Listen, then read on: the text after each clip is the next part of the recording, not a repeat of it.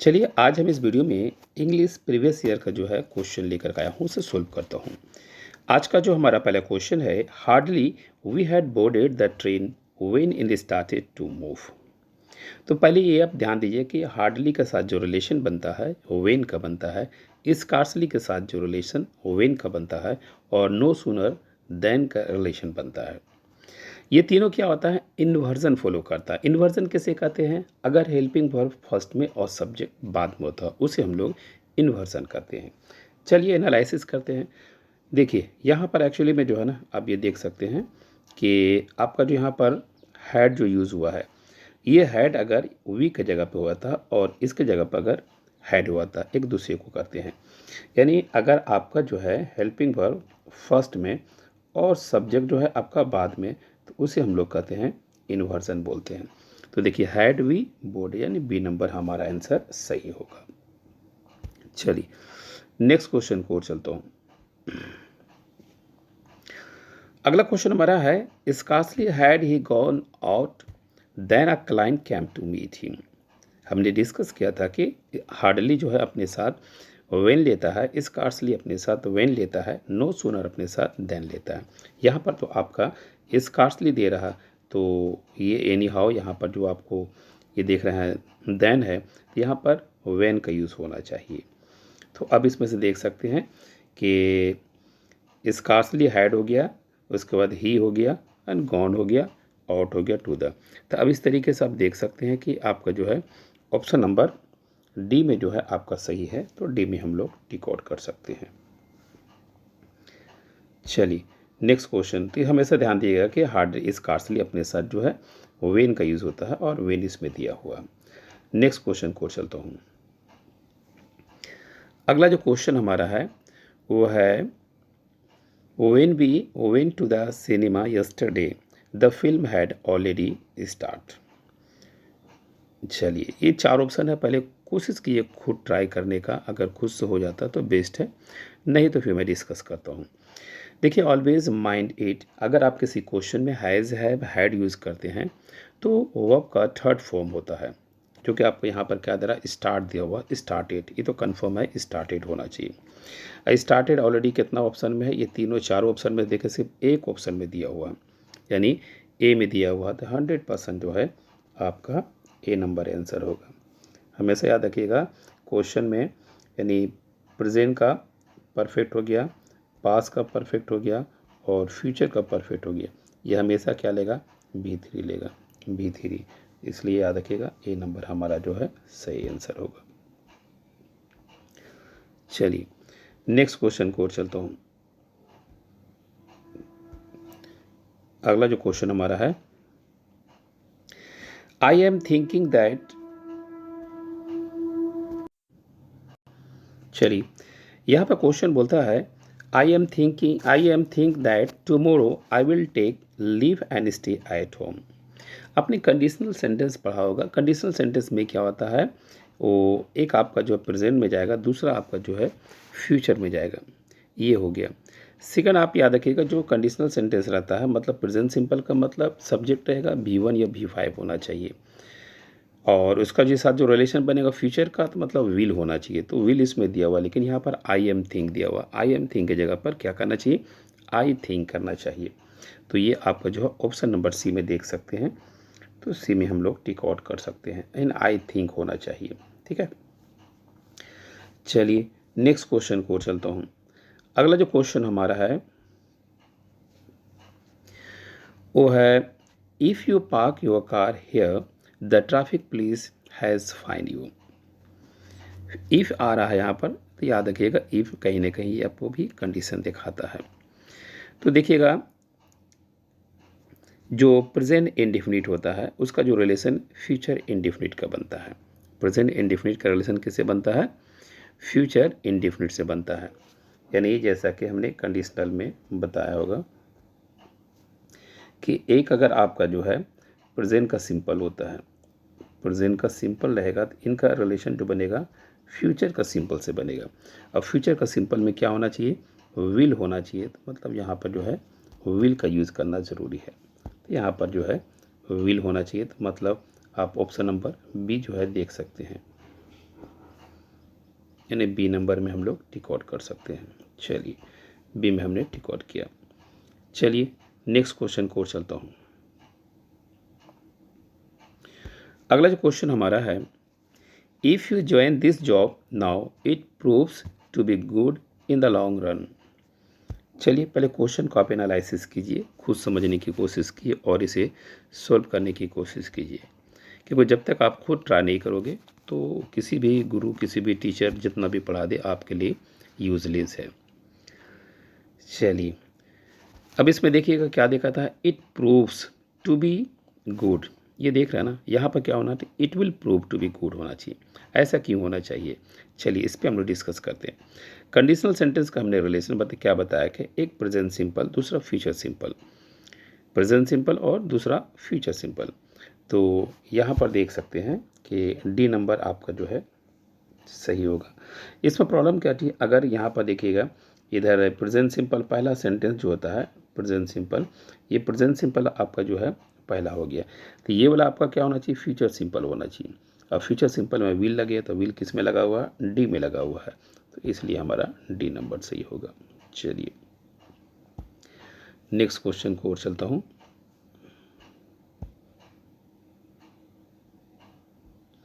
चलिए next question को चलता हूँ। अगला जो क्वेश्चन हमारा है, if I have money I purchase this house. क्या बोलता है कि अगर मेरे पास पैसा होता तो ये मैं घर खरीद लेता, तो यही आपको यहाँ बोल रहा है। यहाँ पर देखिए कंडीशनल सेंटेंस आपका तीन तरीके से आप देख सकते हैं। पहला जो कंडीशनल सेंटेंस आपका बनेगा वो कंडीशनल आपका प्रेजेंट सिंपल में रहेगा, उसके साथ रिलेशन फ्यूचर का बनेगा, यानी विल का यूज़ होगा। दूसरा कंडीशनल आपका पास्ट का सिंपल में होगा, इसका रिलेशन विल का भी टू वुड से बनेगा।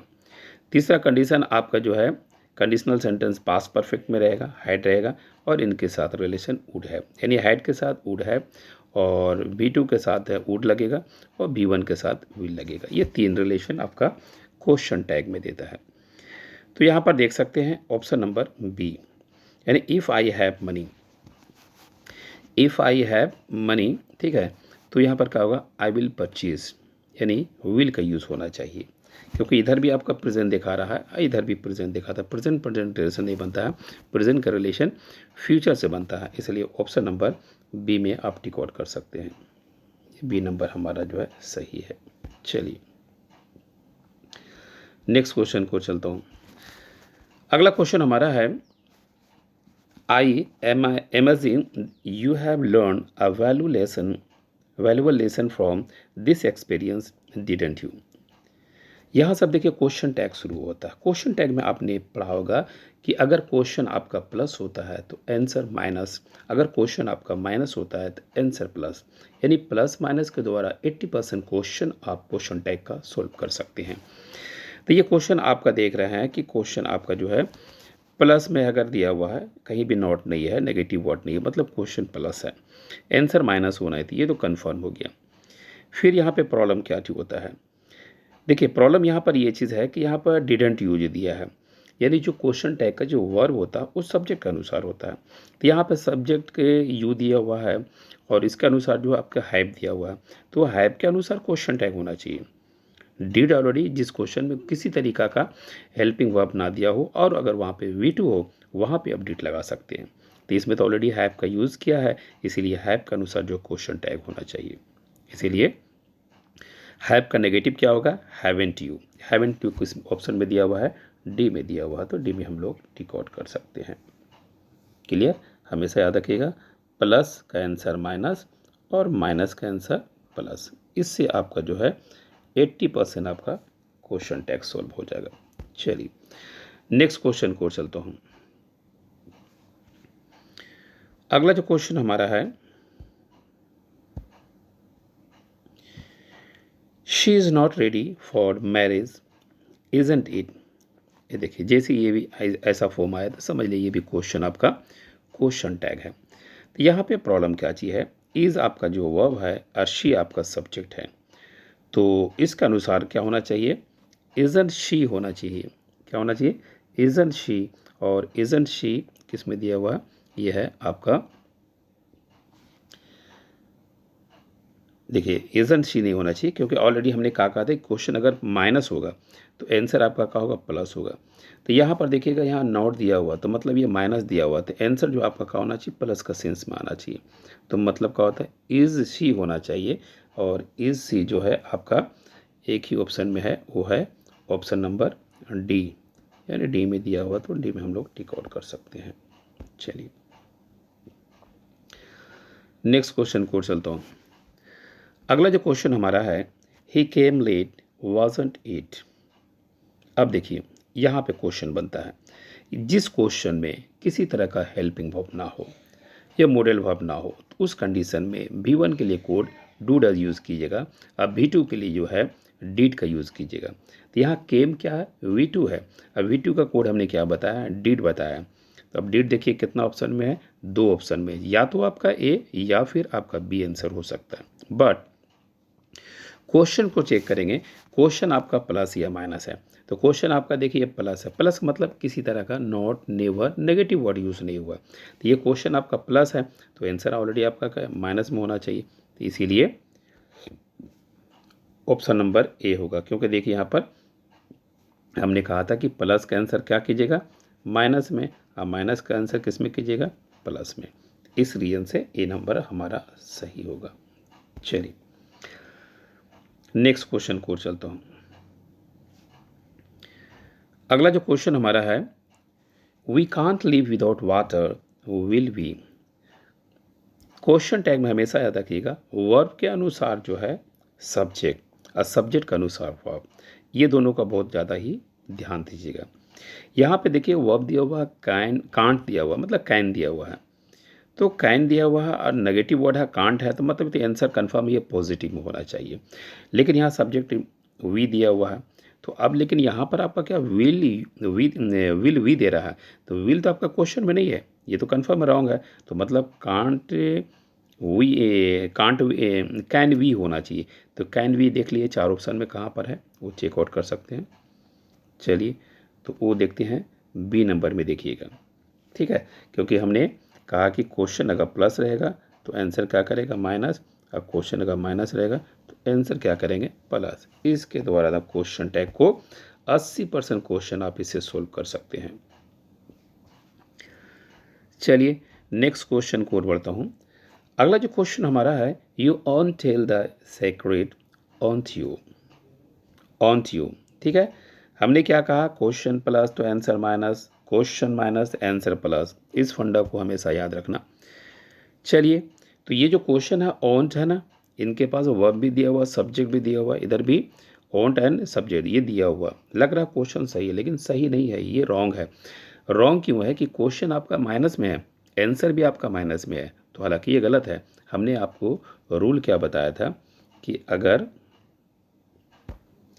अगर जो है, हमने रूल बताया था कि अगर आपका जो है क्वेश्चन प्लस रहेगा, क्या रहेगा, प्लस रहेगा, तो आंसर क्या कीजिएगा, माइनस में। अगर क्वेश्चन माइनस रहेगा तो आंसर क्या कीजिएगा, प्लस में। तो ये तो आपका ऑलरेडी क्या, ऑन्ट माइनस है, तो आंसर का प्लस होना चाहिए, तो प्लस आपका किस में दिया हुआ है, सी में दिया हुआ, विल। चलिए नेक्स्ट क्वेश्चन को चलता हूँ। अगला जो क्वेश्चन हमारा है वो है, they didn't see you is it. देखिए बहुत अच्छा खेल किया यहाँ पर, यहाँ पे इज इट किया है। हमने कहा था क्वेश्चन अगर माइनस हो तो आंसर प्लस होना चाहिए, तो यहाँ तो प्लस दिख रहा, लेकिन फिर दूसरा देखना है कि वर्ब के अनुसार सही है कि नहीं। यहाँ पे डिड यूज़ किया है और यहाँ पे कहा इज किया है, ये दोनों का कोई रिलेशन नहीं हो रहा, तो कहीं ना कहीं यहाँ तो मिस्टेक है। तो मिस्टेक क्या है, अगर यहाँ डिडंट दिया हुआ है तो नेचुरली यहाँ पे डिड दे होना चाहिए, यानी आपका जो सही आंसर डिड दे होना चाहिए, जो कि ऑप्शन नंबर बी में दिया हुआ है, ठीक है। फिर वही रूल, प्लस प्लस का माइनस और माइनस का प्लस। चलिए नेक्स्ट क्वेश्चन को चलता हूँ। अगला जो क्वेश्चन हमारा है, a need of an hour is to provide employment to the youth of the country. बहुत ही अच्छा क्वेश्चन दिया हुआ, ट्राई कीजिए सोल्व करने का। देखिए यहाँ पर जो है ना आपका ऑप्शन नंबर सी, लेकिन चलते हैं सी क्यों होता है उस पर डिस्कस करते हैं। अ नीड ऑफ एन की जगह पे द नीड ऑफ द, यानी याद रखिएगा N P N. N P मतलब एन का मतलब नाउन हो गया, पी का मतलब प्रीपोजिशन हो गया, फिर एन का मतलब नाउन हो गया। अगर किसी क्वेश्चन में एन पी एन होता है तो याद रखिएगा फर्स्ट नाउन के पहले द होता है, ठीक है। यानी वहाँ पर इनडेफिनेट आर्टिकल नहीं बल्कि डेफिनेट आर्टिकल का यूज़ करना चाहिए, क्योंकि किसी पर जोर देने के लिए जो है डेफिनेट आर्टिकल यानी द का यूज़ करते हैं, ठीक है। तो ऑप्शन नंबर में आप सी नंबर में हमने कहा था। तो क्या कहा था कि देखिए अगर किसी क्वेश्चन में एन होता है और पी होता है और उसके बाद फिर एन होता है, ऐसा अगर सिचुएशन रहता है तो कोशिश कीजिएगा आप द का यूज़ करने का, ठीक है। इसलिए ऑप्शन नंबर सी हमारा जो है सही आंसर होगा। चलिए नेक्स्ट क्वेश्चन है the Apple a day keeps the doctor away. आपने पढ़ा होगा कई डॉक्टरों के दुकानों में या फिर डिस्पेंसरी में कि एक एप्पल जो होता है अगर हर दिन खाते हो तो डॉक्टर से दूर रहोगे। ये तो आपने कहावत सुना है, लेकिन उसी कहावत को इंग्लिश में आपको अनुवाद करके दे दिया, ट्रांसलेशन करके दे दिया। तो क्या ये सही है या गलत है, यू हैव टू जज, you have to find out where is the mistake. तो अब देखते हैं। चलिए यहाँ पर जो द एप्पल अ डे यहाँ पर यूज़ करना, द एप्पल ए डे का यूज़ जो है रॉन्ग है। अब क्यों रॉन्ग है, क्योंकि इसके जगह पे एन एप्पल ए डे का यूज़ होना चाहिए। अब एन एप्पल ए डे का यूज़ इसलिए होना चाहिए, हमने कहा था कि डेफिनेट आर्टिकल जो उस वक्त यूज़ करेंगे अगर डेफिनेट वाली बात हो रही है, इनडेफिनेट आर्टिकल उस वक्त यूज़ करेंगे जो है इनडेफिनेट बात हो रही है। तो यहाँ पर जो है आपका डेफिनेट बात नहीं हो रही है, जनरल सेंस में बात हो रही है, कॉमन सेंस में बात हो रही है, और कॉमन सेंस में जो है ए और एन का यूज़ करते हैं, ठीक है। तो इसलिए यहाँ पर क्या होना चाहिए, एन एप्पल अ डे, मतलब आप देख सकते हैं वो ऑप्शन नंबर डी आपका सही है, ठीक है। द का जो यूजेस होता है वो डेफिनेट में और ए एन जो होता है ये इनडेफिनिट में यूज़ होता है। चलिए नेक्स्ट क्वेश्चन को चलता हूँ। अगला जो क्वेश्चन हमारा है वो है आपका nobody was interested in the fish who Gopal had catch from the river. बहुत ही अच्छा क्वेश्चन। इससे पहले भी हमने इसका डिस्कस किया है कि जब भी has, have, had, will have, ठीक है, शुड हैव, तो ये सब कहीं ना कहीं आपके साथ थर्ड फॉर्म यूज़ होता है। तो यहाँ पर देखिए कैच दिया हुआ, ये तो कंफर्म है कि मिस्टेक है, एक हो गया। सेकंड आपने ज्वाइनिंग में अपने पढ़ा होगा कि हु का ज्वाइनिंग जो होता है वो सब्जेक्टिव केस के लिए यूज़ होता है या फिर लिविंग के लिए यूज़ होता है, और विच का जो होता है नॉन लिविंग के लिए यूज़ होता है। तो ये इस चीज़ का आपने पढ़ा होगा। चलिए तो यहाँ पर देखता हूँ ऑप्शन नंबर डी में हमारा मिस्टेक है, तो डी में पहले टिक लगाता हूँ। देखिए यहाँ पर हैड यूज़ हुआ तो ये तो ऑलरेडी कंफर्म है कि ये आपका जो है वर्ब का है थर्ड फॉर्म यूज़ होना चाहिए। तो कैच का थर्ड फॉर्म कॉट होता है दिया हुआ।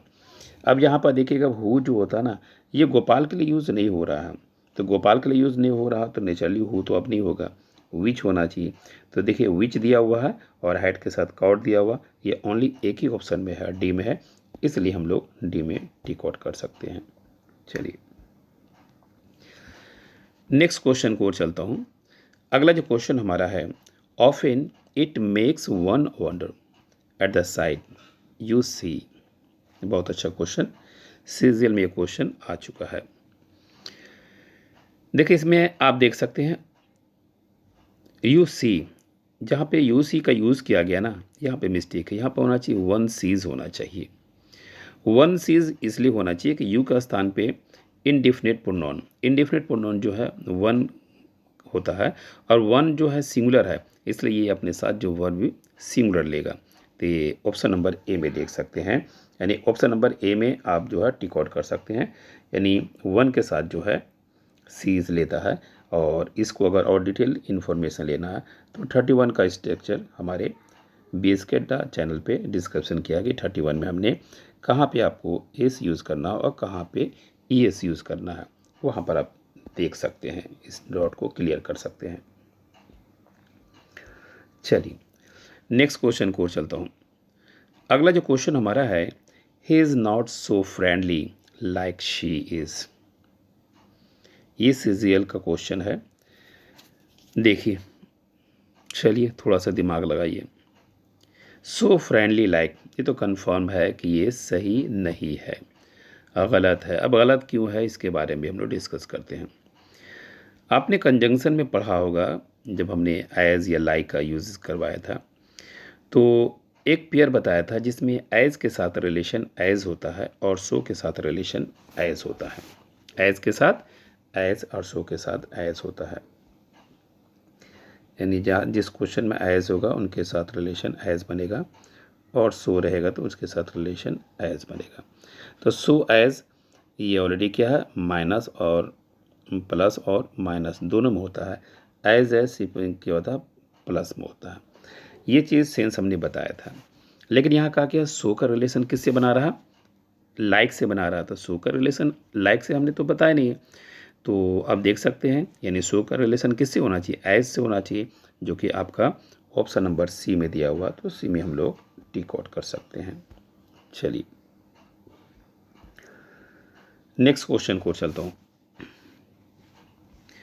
अगला जो क्वेश्चन हमारा है, the old lady needed love and care beyond money.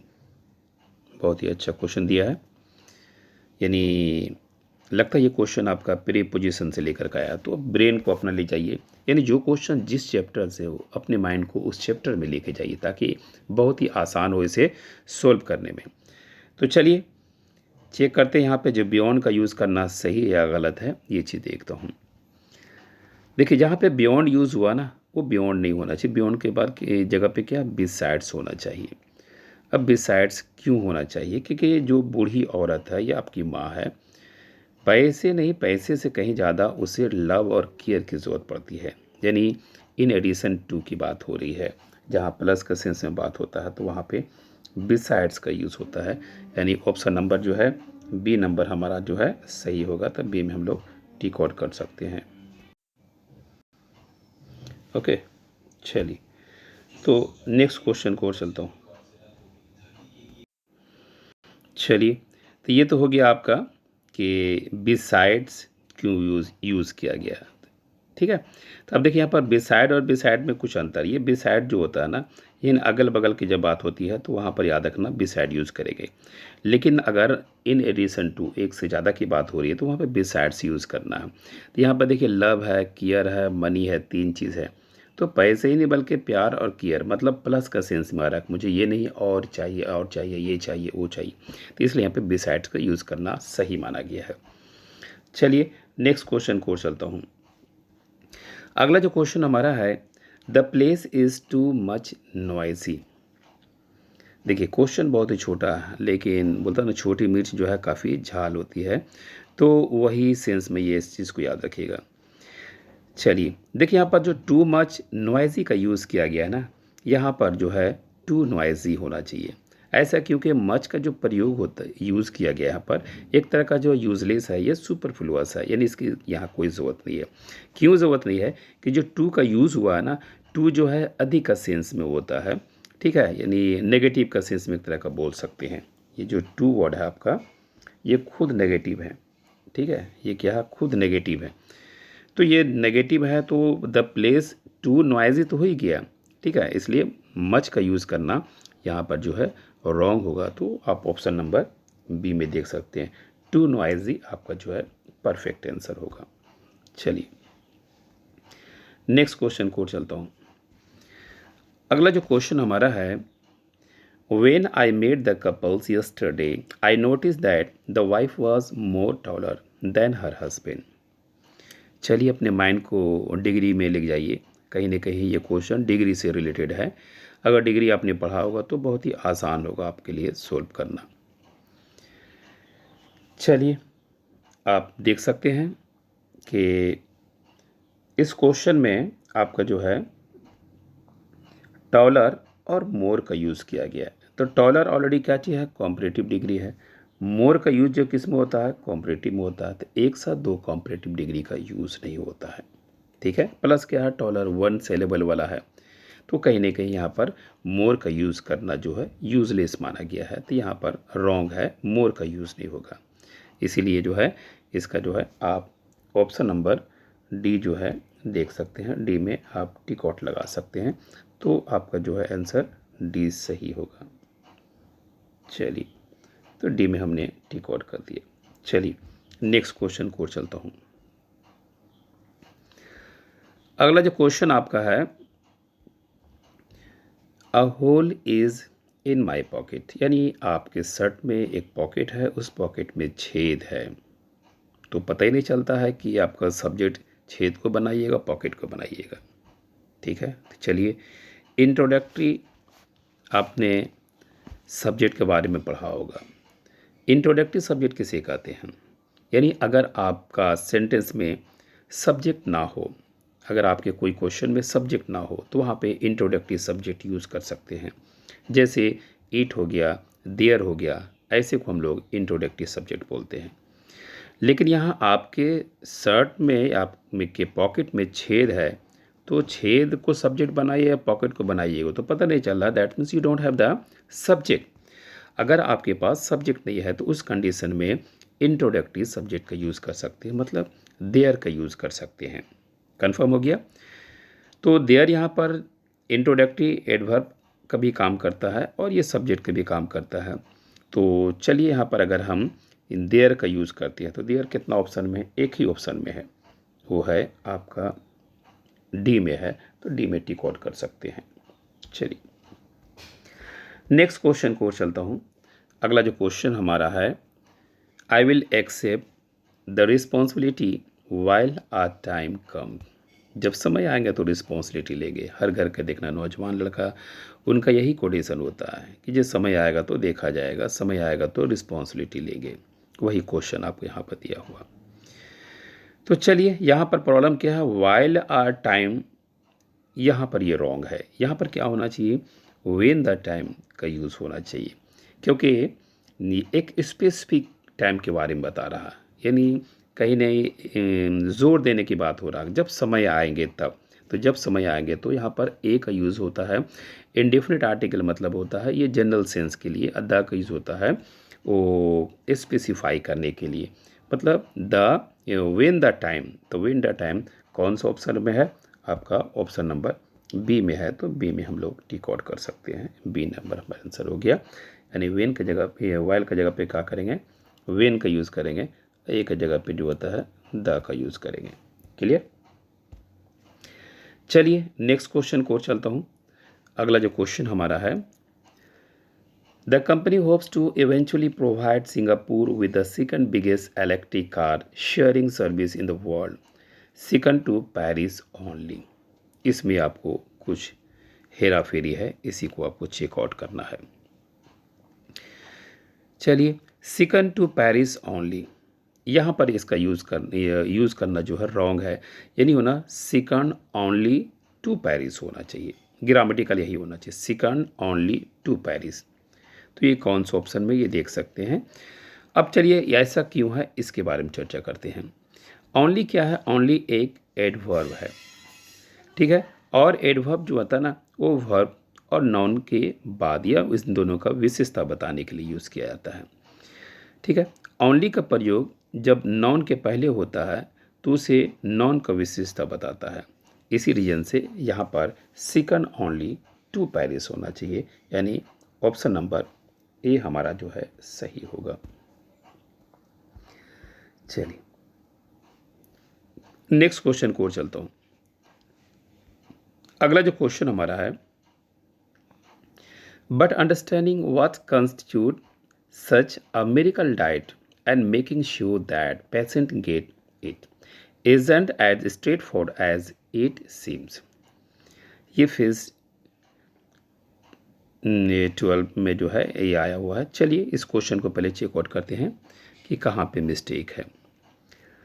चलिए अब देख सकते हैं, अमेरिकल डाइट का यूज़ करना जो है यहाँ पर रॉन्ग है। अब क्यों है, नहीं है, अब इसको देख सकते हैं। अमेरिकल डाइट की जगह पे मिराकुलस डाइट का यूज़ होना चाहिए, क्योंकि नॉन यानी जो है वो डाइट के पहले एडजेक्टिव यू होना चाहिए। यानी देखिए, नाउन का जो विशेषता बताता है उसे हम लोग क्या बोलते हैं, एडजेक्टिव बोलते हैं। तो यह मुझे नाउन नहीं चाहिए बल्कि मुझे एडजेक्टिव चाहिए। तो मिरेकल का जो एडजेक्टिव होता है वो मिराकुलस होता है। तो मिराकुलस डाइट आप देख सकते हैं कौन सा ऑप्शन में है, ऑप्शन नंबर ए में दिया हुआ, तो ए में हम लोग टिक आउट कर सकते हैं। चलिए नेक्स्ट क्वेश्चन को और चलता हूँ।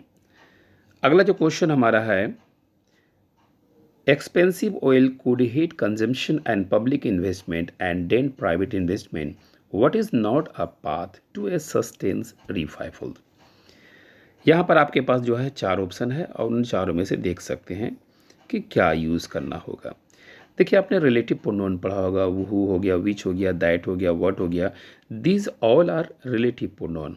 लेकिन आपने ये भी पढ़ा होगा कि हु का जो होता है वो लिविंग के लिए यूज़ होता है, विच होता है नॉन लिविंग के लिए यूज़ होता है। तो ये सारा चीज़ आपने पढ़ा होगा। तो यहाँ पर देख सकते हैं कि आपका जो है जो वर्ड यूज़ किया गया है तो ये कहीं ना कहीं रॉन्ग है। इसके जगह पे विच का यूज़ होना चाहिए। विच जो है ये सही है, तो इसलिए देख सकते हैं ऑप्शन नंबर सी में जो है आपका टिक आउट कर सकते हैं। यानी जो वर्ड हुआ है इसके जगह पे आप जो है विच का यूज़ कर सकते हैं। ठीक है, चलिए नेक्स्ट क्वेश्चन को चलता हूँ। अगला जो क्वेश्चन हमारा है, whatever said and done not less vital is the feature of the border separating Northern Ireland from the Irish Republic। चलिए इन क्वेश्चनों को पहले थोड़ा सा डिस्कस कर लेता हूँ कि कहाँ पर क्या मिस्टेक है, नहीं है। पहले आप भी सोच लो थोड़ा सा। चलिए देखता हूँ यहाँ पर क्या है, नॉट लेस वाइटल। जो नॉट लेस वाइटल दिया हुआ है इसके पर होना चाहिए नो लेस का, नो लेस वाइटल होना चाहिए। ऐसा क्योंकि जो वर्ब को जो मॉडिफाई करने के लिए नॉट या एडजेक्टिव लेस को मॉडिफाई करने के लिए नो, यानी नॉट का जो यूज़ कर रहे हैं एडजेक्टिव को और नो का यूज़ करते हैं। तो यहाँ देखिए ऑप्शन नंबर सी में देख सकते हैं, सी में आपका जो है मिस्टेक है, तो सी में कर सकते हैं। यानी पे जहाँ पर आपका दिया हुआ है नॉट दिया हुआ ना, तो वहाँ पर का नो होना चाहिए। ठीक है, तो हमने कहा कि जो वर्ब को मॉडिफाई, नॉट जो है एडजेक्टिव लेस या नो का यूज़ होता है, तो मतलब ऑप्शन नंबर सी में आप देख सकते हैं। चलिए नेक्स्ट क्वेश्चन को और चलता हूँ। चलिए, तो हमने क्या कहा था कि जो वर्ब को है ना, तो देखिए थोड़ा सा और इसमें डिस्कशन कर लेता हूँ। हमने कहा था कि जो वर्ब को मॉडिफाई, यानी वर्ब को मॉडिफाई करने के लिए नॉट यूज़ कर सकते हैं और एडजेक्टिव को मॉडिफाई करने के लिए नो यूज़ कर सकते हैं, यानी दोनों सही है। ठीक है, एडजेक्टिव को मॉडिफाई करने के लिए नो का यूज़ कीजिएगा और वर्ब को मॉडिफाई करने के लिए नॉट का यूज़ कीजिएगा। डॉट्स क्लियर हो गया होगा। चलिए नेक्स्ट क्वेश्चन को चलता हूँ। अगला जो क्वेश्चन हमारा है, Meera has a friend who parents live in Dubai. ठीक है, बहुत ही इजी क्वेश्चन है, इसे आप सोल्व कर सकते हैं। चलिए अब इजी क्यों है नहीं है इसे देखता हूँ। देखिए यहाँ पर हु का जो यूज़ किया गया ना, तो हु यहाँ पर रॉन्ग है।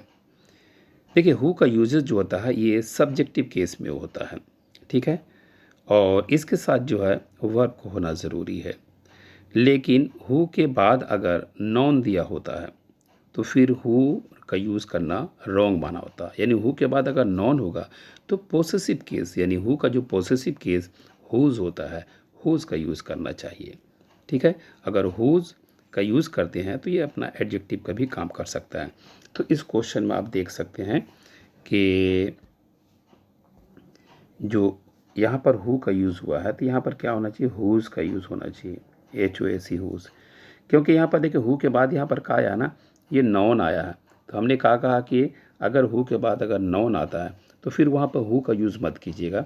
वो क्या, हु का जो पोसेसिव केस होता है मतलब हुज, हुज का यूज़ करना सही होगा। इसलिए has a friend whose parent live, यानी ऑप्शन नंबर सी हमारा जो है सही होगा। चलिए नेक्स्ट क्वेश्चन को और चलता हूँ। अगला जो क्वेश्चन हमारा है वो है, some agitating miners allegations that there is no emergency measures inside the mines, यानी माइंस में कोई घटना हुआ है, उस घटना के बारे में बातचीत चल रही है। तो आप देख सकते हैं यहाँ देखिए, एक्चुअली में यहाँ पर देख सकते हैं कि ये जो miners allegation that there is, ये रॉन्ग है, क्योंकि यहाँ पर सही होना चाहिए miners allege that there were का यूज़ होना चाहिए, क्योंकि देखिए क्वेश्चन आपका पास्ट में है तो आंसर भी ऑलरेडी पास्ट में होना चाहिए। तो एक्चुअली में इज एम आर का जो V2 होता है वाज वर होता है, तो इसमें वाज वर सिर्फ एक ही ऑप्शन में है, वो है ऑप्शन नंबर सी है। तो सी में आप टिक आउट कर सकते हैं। चलिए नेक्स्ट क्वेश्चन को चलता हूँ। अगला जो क्वेश्चन हमारा है, he made a desperate but also partial successful effort to change the गैसली टॉपिक। चलिए ये थोड़ा सा क्वेश्चन समझने का है।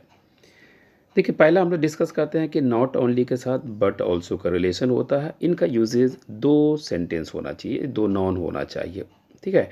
यानी जब भी रहेगा दो चीज़ रहेगा तभी आप नॉट ओनली बट ऑल्सो का यूज़ कर सकते हैं। ये तो रिलेशन है नहीं, सिर्फ बट ऑल्सो दे रहा है, लेकिन नॉट ओनली तो दिया हुआ नहीं, मतलब ये रिलेशन नहीं है। तो कन्फर्म है कि यहाँ पर आपका जो है मिस्टेक है। अब चलिए यहाँ पर जो मिस्टेक क्या है, जब बट ऑल्सो पार्शियल जो सक्सेसफुल है इसके जगह पर होना चाहिए बट पार्शियली सक्सेसफुल होना चाहिए। ऐसा क्योंकि बट ऑलरेडी आप जानते हैं कि ये एज ए कंजंक्शन एडवर्सली जो है एडवर्सिटिव या एडवर्सली जो कंजंक्शन का काम करता है, एक हो गया है। तो यहाँ पर क्या होना चाहिए, पार्शियलिटी जो है ना, पार्शियली जो है एक एडवर्ब है, तो इसीलिए यहाँ पर देखिएगा ऑप्शन नंबर बी नंबर हमारा जो है सही है। तो बी में हम लोग टिक आउट कर सकते हैं, बट पार्शियली सक्सेसफुल का यूज़ हमारा सही होगा। चलिए नेक्स्ट क्वेश्चन को चलता हूँ। अगला जो क्वेश्चन हमारा है वो है,